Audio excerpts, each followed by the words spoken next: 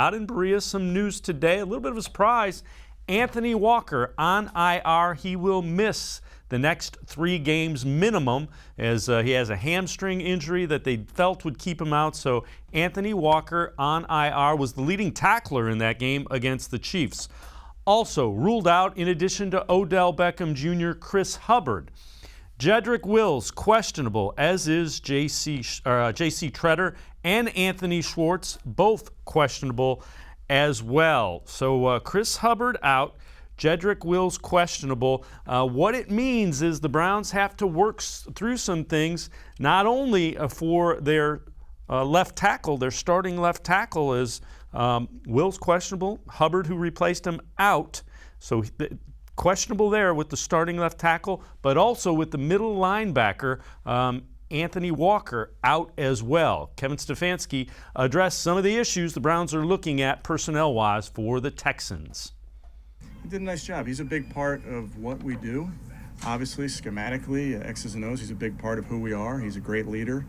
He's going to continue to lead, even though he's not playing, but he's going to support his teammates. We'll work through it. It's something that we've talked about, and we'll see when we get to the game. We'll see what we're going to do. But we have a plan, obviously, to rotate in some linebackers. Who takes the spot at the starting line? Yeah, I think we'll work through it. Malcolm Smith's a candidate. Elijah Lee's a candidate. I would tell you, Scott, that you see who's available to you on game day, and you make a ton of decisions based on that, and that's really across the board. I can think of certain scenarios where we didn't have a starter in there on defense, and we did a little bit less of this or a little bit more of that. So that's the natural thing to do when you have a guy playing maybe out of position. Sometimes you have a guy playing for the first time. All those things go into how you construct a game plan. Let's welcome in Doug Lesmerises, columnist for the Plain Dealer and cleveland.com. So Doug, definitely not going to have the starting middle linebacker, the guy that is the signal caller. It'll be interesting to see. That could be John Johnson, the safety. And you probably, it's 50-50 whether you have your starting left tackle. And if you don't have your starting left tackle, you're going to third on the depth chart, likely with James Hudson as the left tackle.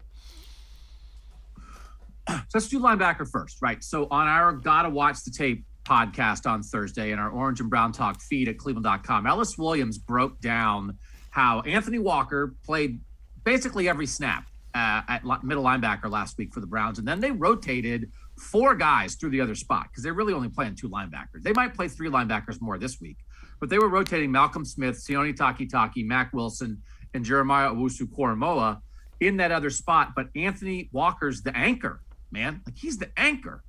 And you look at, BJ Goodson, the guy that he replaced, just signed with the Jets like a couple days ago. Like, he didn't even have a job when the season started. So it's interesting how important and fundamental Anthony Walker became to the Browns defense, like right away, as soon as he got here. So this is a big deal, right? Like, it is a big deal, but they mixed and matched at the other linebacker spot last week. So they're just going to have to try again, some version of that.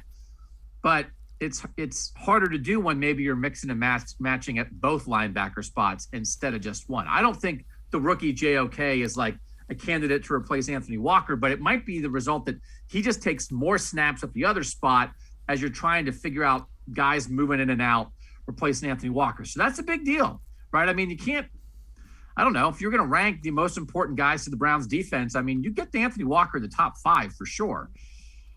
Left tackle, I think you have to be a little bit less worried about. The Chiefs last week started a 6th-round pick from this draft.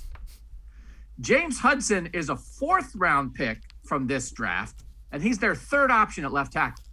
So, that's good. Hey, our 3rd option, first option's like a top 10 pick. Second option's a veteran guy who's a swing tackle who used to be a starter. 3rd option's a 4th-round pick. That's pretty good. Sometimes your 4th option is like guy on the street.